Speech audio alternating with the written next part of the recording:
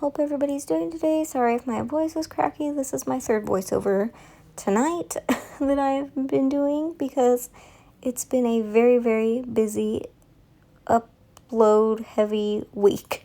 So let's get started on our anti-love mani. I am using Level Up from Sparkle & Co. This is a very, very, very pretty color. I did pour it out in a cupcake liner for two reasons. One, Sparkle & Co. always fills their dips up to the rim, which I'm not complaining about. That is so, nice. They fill those suckers up good. And secondly, it is a glitter, and I want to be able to lay my finger as flat as possible into the glitter to get it to lay flat. And their jars, like the minis, are just too small for my finger to fit comfortably for me. So, anywho, I am doing a full layer of this on my thumb, index, and pinky, and then also I'm using my Mani Boss liquids. On my middle and ring, I am doing a glitter ombre. So this is how I do mine. I am going to I apply a full coat of base, and then I grab my little brush. Now, if you don't have a color switch, which is that black thing under my hand, you'll need two brushes. But I have one, so that is what I'm going to be using. I first sprinkle on my glitter. I put it right at that free edge and tap, and it will go up the nail when you tap.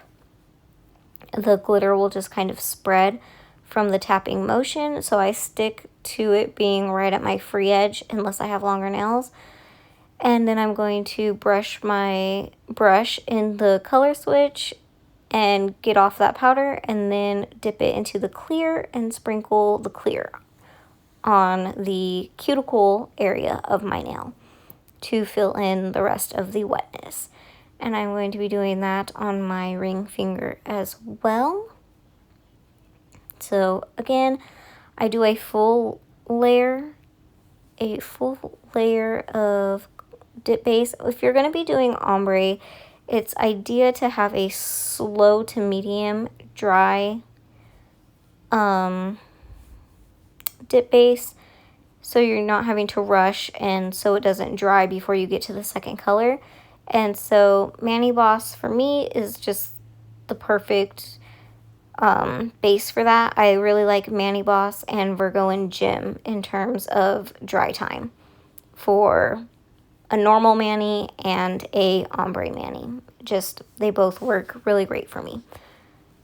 So I do recommend those two if you are looking for a nice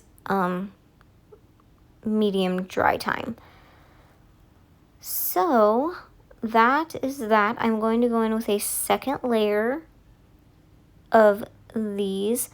Same exact way that I did the first layer, I'm going to do the second layer. And I am going to clear cap. I'm only going to show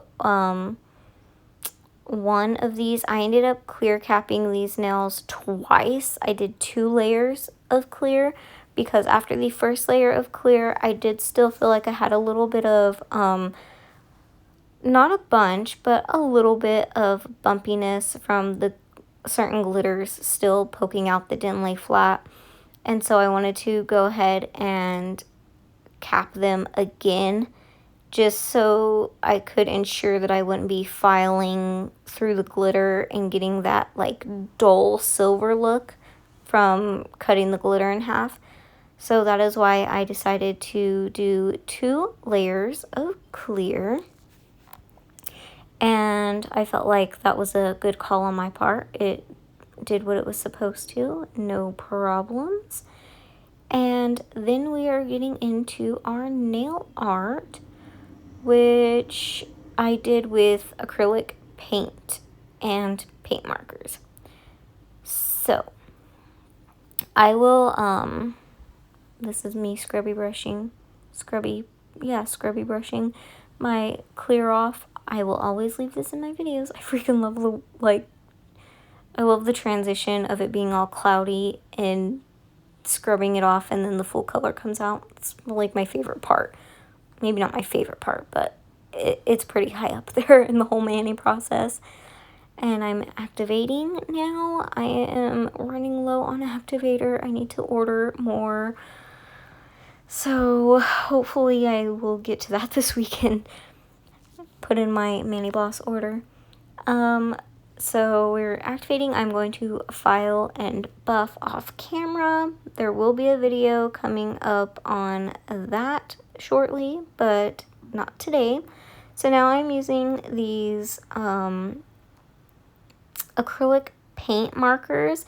I will leave them linked down below. I just got them off of Amazon, and I am going to start out by writing love in blocky letters on my index finger. Now, I did not want this to be pretty and dainty. I wanted it to be blocky because we're doing anti-love. Like, who wants love to be pretty when you're making it anti? So I wanted it to be just blocky, normal, bold kind of situation. So I am writing love out on my finger. I started to run out of room for my E, but I made it fit. I forced it to fit. And I'm going to let that dry. And now I'm going to go in on my ring finger. I decided that it needed a little bit more opacity. But I'm going to go in on my ring finger and do half of a heart. Now, when I get to the red, I kind of had some complications that you guys will see in terms of opacity. So I ended up having to correct that. But I am drawing my heart. I didn't want it to be even. I wanted it kind of, I don't know. I didn't want it to be straight. I liked that it was kind of off center and lopsided. So I'm doing half a heart in pink, and I'm going to kind of try and create that jagged edge of like a broken heart there in the center edge of it. And you'll see that I tried to do like I pulled it out to make it look like it was sharp and broken. And then I'm going to also be doing little splatter paint droplets, almost like it's bleeding, like the heart is bleeding. And you'll see what I do to this in a little bit too, because I ended up doing something different with that. So I let that dry too. Now I'm taking this red marker, and this is where some of my problems formed. So I'm going to be speeding through this because I didn't end up keeping it. So I am drawing my heart, but this red wasn't very opaque. It was more jelly-like looking to me, and I didn't want that. I wanted the boldness of a bold red. So I don't know why I tried it again on my index finger. I should have just stopped after the problems of the half a heart. But I went ahead and tried to do my circle around love because we're making a blockbuster sign on that nail. So then I decided, no, this isn't good enough. Let me get out the actual acrylic paint. And I got my little liner brush, and we did it this way. So I'm filling in what I already did with the red marker. I am just going to go over that with the red paint, and I'm going to be pulling out and doing little dots again for blood. And I'm going to go over the pink ones that I had already done, the little droplets kind of thing. I'm going to be going over the pink ones with the red also because I just felt like it looked better being in red. at first I wasn't sure, but I went and tried it and I was like, no, yeah, that looks better. So I went ahead and did all of those in red. And then I'm going to be going over the circle on my index finger as well. And finishing our blockbuster sign situation because we are saying no to love. In this mani, I'm not genuinely saying no to love. I'm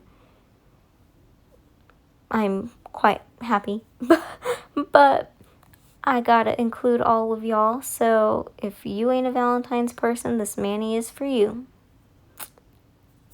And so I'm doing my blockbuster. You see, it's more opaque and bold, and I liked that better, that it wasn't just jelly-like and light. Otherwise, it would have been hard to see. So then I pulled that line straight through my V, and now I'm taking my black acrylic marker, and I am painting little stitches on my heart to connect those two. Even though it's two broken halves, that's what it is. So there's the nail art, and I'm going to be topping. I'm using this Maniology angled brush.